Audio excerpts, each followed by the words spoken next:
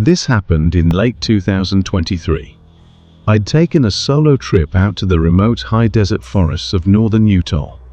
There was an old fire lookout out there that I'd read about in obscure hiker forums and backcountry threads. It hadn't been maintained in decades, and though it was technically off limits, a few brave hikers had still made their way out and posted grainy photos of it over the years. The most recent post I found was from 2020. That was enough for me. I wanted the solitude, the adventure, and the views. After a half day of driving through dusty back roads and jeep trails, I found a rough pull-off along the shoulder and parked. I grabbed my backpack packed with 2 days' worth of gear, water, food, and a lightweight sleeping setup, and headed off with my GPS. There was no real trail, just a direction. The hike was slow and exhausting, cutting through thick brush and uneven terrain. The deeper I got, the more the terrain grew wild, with no signs of human presence.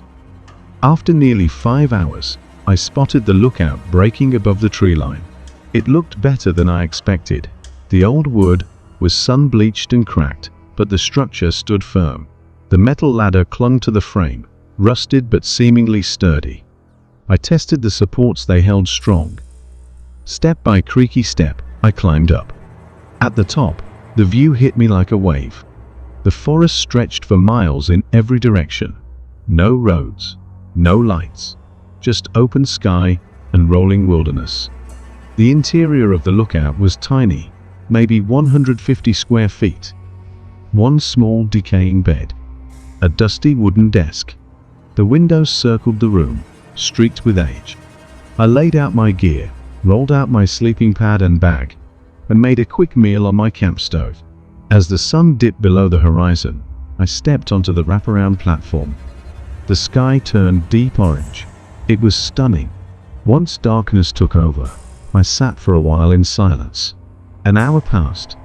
Then I saw it, a faint, flickering light moving through the trees below. It wasn't a flashlight. It was orange and swaying. A torch? Who carries a torch in 2023? It weaved between the trees before disappearing behind a rock outcrop. I didn't see it again for 30 minutes. I stayed outside, tense. Then, just below the platform, someone appeared. A figure stood still, looking up at me. I called out, "Hey!" but they didn't respond. After 10 seconds, they raised a hand slowly, then turned and walked into the woods without a light. It was unsettling, but I convinced myself it was another hiker. Still, I kept checking the windows. Eventually, I crawled into my bag and tried to sleep. Wind rattled the beams. The structure creaked with every gust. Sometime later, I woke up instinct, maybe. Everything was quiet. Then I heard it, the soft metallic creak of the ladder. Again. Someone was climbing. I sat up, heart pounding, grabbed my backpack, and moved toward the ledge. The steps were faster now, urgent.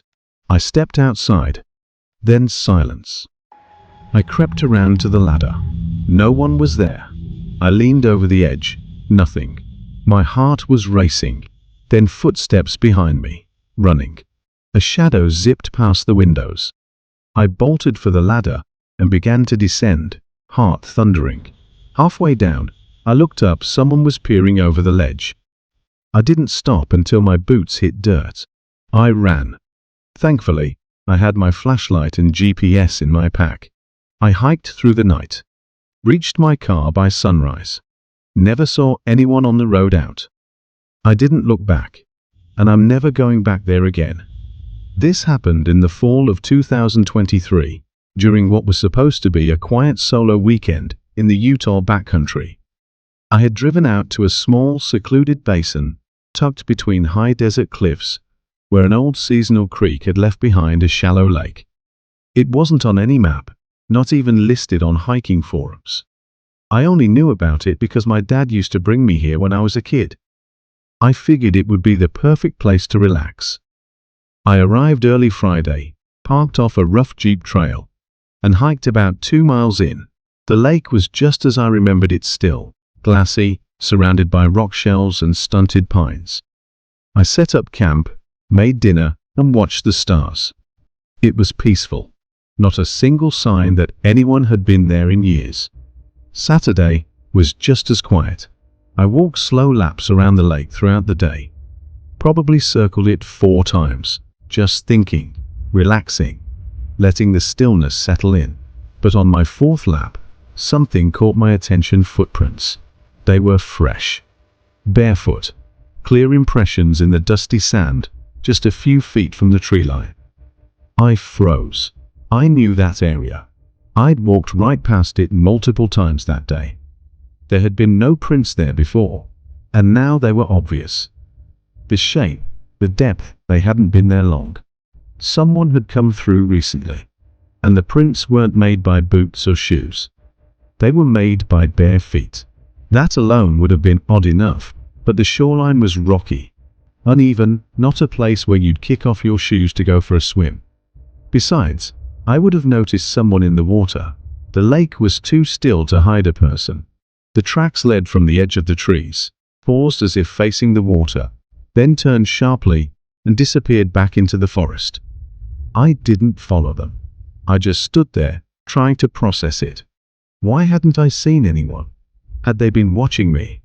I returned to camp uneasy. I kept scanning the trees, hoping I was being paranoid.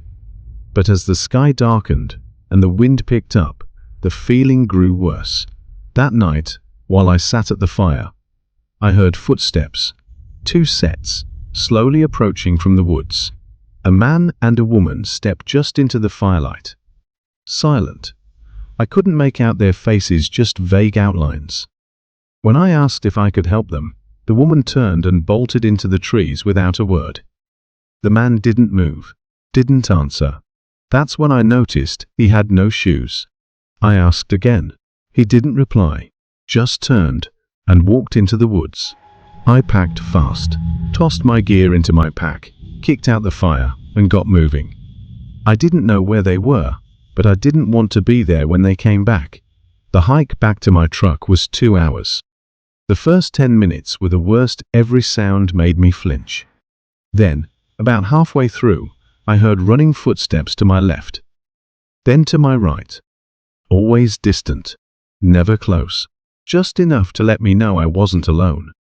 I didn't stop moving.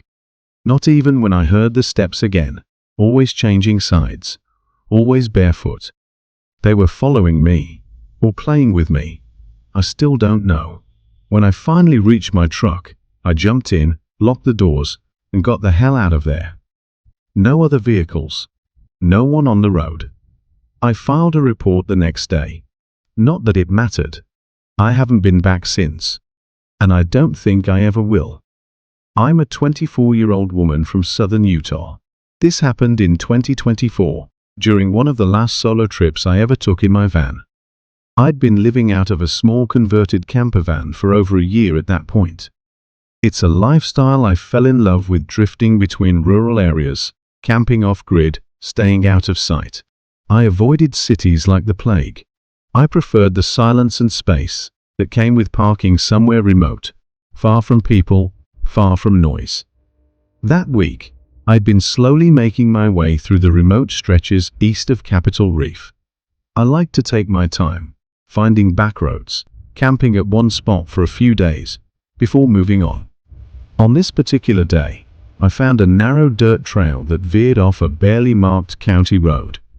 There were a few pull-off spots scattered down the route, all of them empty, and it didn't look like anyone had been through in a while.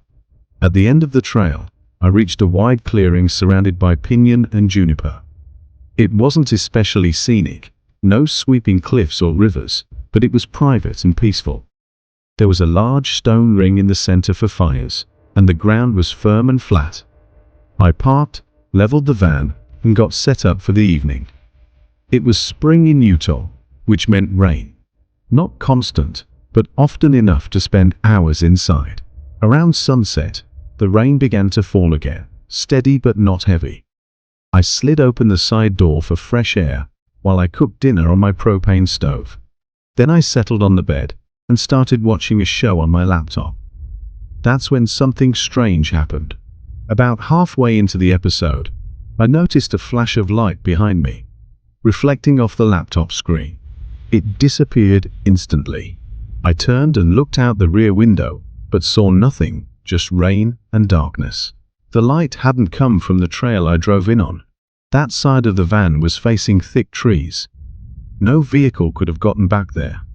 I told myself it was probably a weird trick of the rain or some distant flash from lightning I hadn't registered. But I kept thinking about it. I shut the side door, cracked open a smaller window in the back, and tried to focus on my show. But every few minutes, I found myself checking the windows.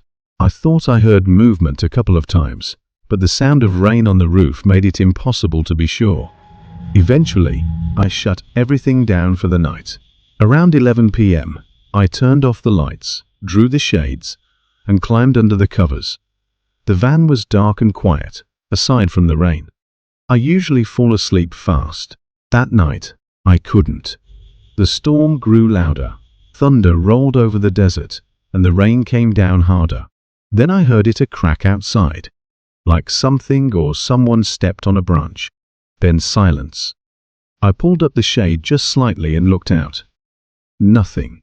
But I had that awful feeling, the one you get when you know someone is watching you. And then I heard a voice. A man's voice, just loud enough to hear over the rain. It was a low, urgent whisper, like he was talking to someone nearby. I didn't move, didn't speak. I stayed absolutely still. Then came a knock. It was soft, right on the sliding door. A few seconds later, it happened again. No talking, just slow, rhythmic knocking. I stayed quiet. Maybe they didn't know I was alone. Maybe they weren't sure if it was a man or a woman inside. That gave me the tiniest edge. The knocking went on for 5 minutes. Slow, patient, drenched in rain. Then finally, a voice. Sheriff's Department. Open up. That snapped me out of my frozen state. Why would a cop knock that long before identifying themselves? Why in the middle of the night? Why not with lights? They kept saying it. You need to open the door, sheriff's office. We need to talk to you. Over and over. I peeked through the corner of the shade and saw a shadow pacing beside the van. No uniform, no flashlight. I made my decision. I crawled into the driver's seat, turned the key, and started the van. That was when I heard 2 sets of footsteps rushing toward me. I shifted into reverse, heart pounding. As I backed out of the clearing, one of them appeared at my side window, just a blur of a person, soaked and staring in. I hit the gas and didn't look back. The road was slick, but my tires held. I made it back to pavement. I drove through the night until I reached a gas station at sunrise. I filed a report with the local sheriff's office. They confirmed what I already knew. No officers had been in that area that night. That trip ended my time camping alone in Utah. I still travel, still live out of the van, but now, I never park anywhere that remote. Some silence is too deep to feel safe in.